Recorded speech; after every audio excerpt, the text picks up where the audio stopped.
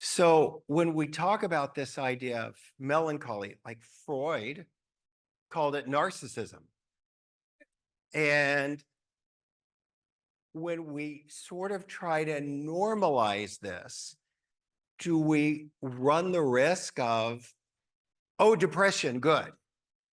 And I know that's not your belief, but there is that sense that this could go terribly wrong. And in Bittersweet, you describe it more as a state. And I love the idea of a state and a quiet force. So can you sort of talk about how it sits? And as you mentioned, you're the happy melancholy like, how does that sit? And how is that different than depression? Yeah, so it actually drives me crazy the extent to which the field of psychology makes no distinction between melancholy and depression, when in fact, yeah, they're two separate states. But of course, when I first started researching this book, the first thing I did is I went to PubMed, and I started typing in melancholy and you type in melancholy and you get lots of articles about clinical depression. That is all you get. You don't even get one article talking about melancholy in this sense of, just being aware of the impermanence of everything and the great piercing joy at the beauty of life that comes with that awareness. There's nothing that speaks of that. Um, so that's a big revolution that needs to happen in the field. Um, One of the things that I did for the book is I paired up or teamed up with the psychologist Scott Barry Kaufman and David Yaden, who does psychedelics research at Johns Hopkins and is really interested in these topics too. And we created this scale to measure where you are on the state of bittersweetness. How much you tend to be this sort of bittersweet type of person. And we asked questions like, do you ever find joy and inspiration in a rainy day? Do you frequently experience goosebumps? Have other people described you as an old soul? So we had questions like that. And what we found is that people who tend to score high on this scale also score high for a few other dimensions that I'll tell you about. So one of them is Elaine Aron's amazing construct of the highly sensitive person, and that probably doesn't surprise you.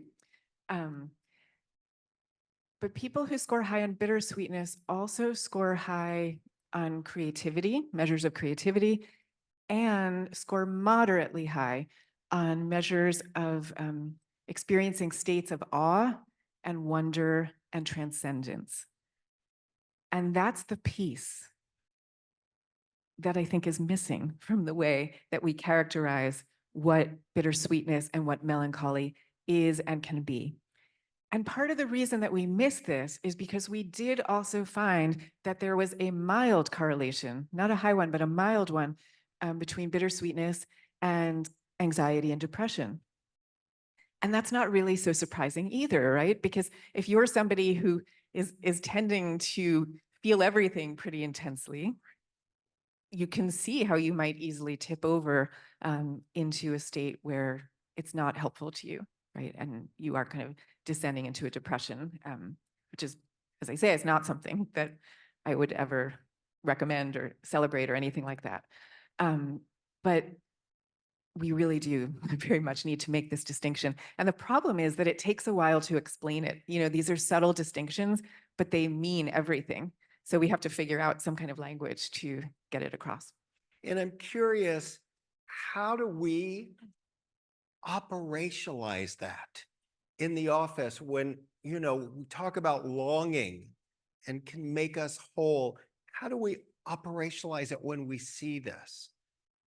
Well, I And mean, maybe the client's even presenting as, what's wrong with me? I think the first thing is to figure out, is this a client who is experiencing for real, depression or something close to it? And if it's that, that's one pathway. Or if it's somebody who is just kind of attuned to, let's say, it vibrates very extremely to everything that life brings to them, to help them understand that, yes, there are times that is a much harder way to live, for sure. But we don't really have a choice about it. You know, if you're one of those people, you're one of those people.